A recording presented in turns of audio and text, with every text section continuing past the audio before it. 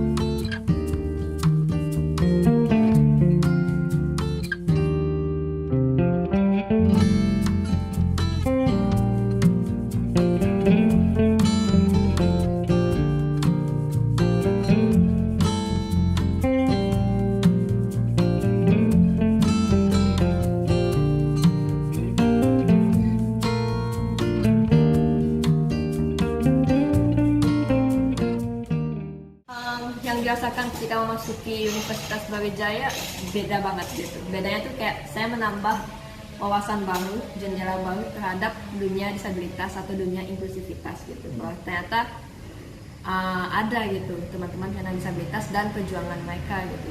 Karena sebelumnya saya merasa sendirian gitu karena belum pernah bertemu dengan teman-teman penyandang disabilitas lainnya gitu.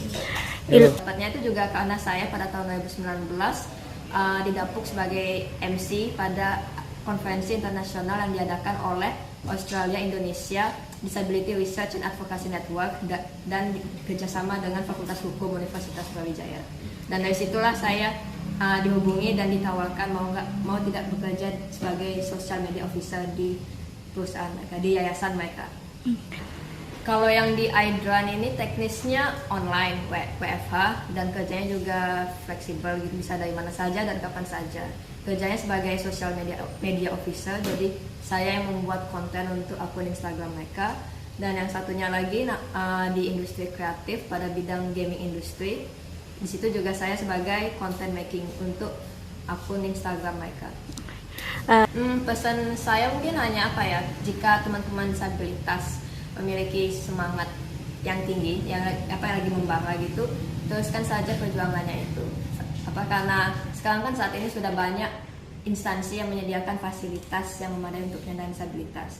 Jadi jangan disia-siakan kesempatan tersebut.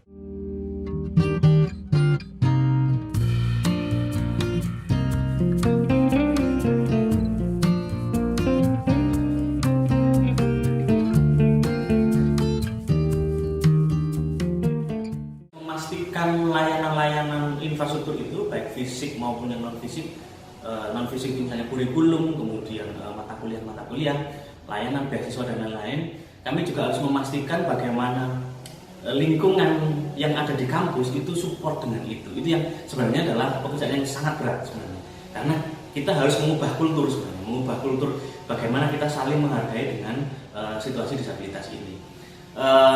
Yang kami ubah, yang pengen kami ubah itu adalah kultur otomatis yang menjadi target adalah manusia yang ada di sini, baik itu dosennya, kemudian teman-teman sebayanya, tendiknya, dan lain-lain semuanya. Jadi makanya kemudian tiap tahun program kami itu ada banyak pelatihan-pelatihan. Jadi misalnya ada disability awareness setahun itu bisa 2 kali, baik untuk dosen, untuk tendik, untuk untuk para pejabat kampus itu kami kasih pelatihan gimana sih cara minimal berinteraksi dengan teman-teman tunanetra, bagaimana sih caranya semacam etiket gitu ya, membantu mendorong kursi roda dan lain-lain gitu ya.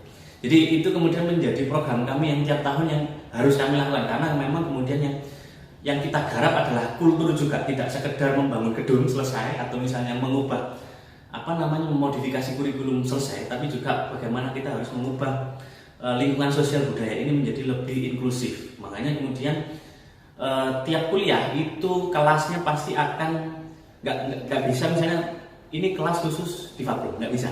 Makanya kelasnya itu jadi satu itu gitu. Nggak ada misalnya pengantar sosiologi untuk difabel, nggak bisa. Ya pengantar sosiologi mata kuliahnya gitu. Jadi akhirnya semuanya itu usaha kami, upaya kami adalah menciptakan kampus yang inklusif, bukan eksklusif gitu ya.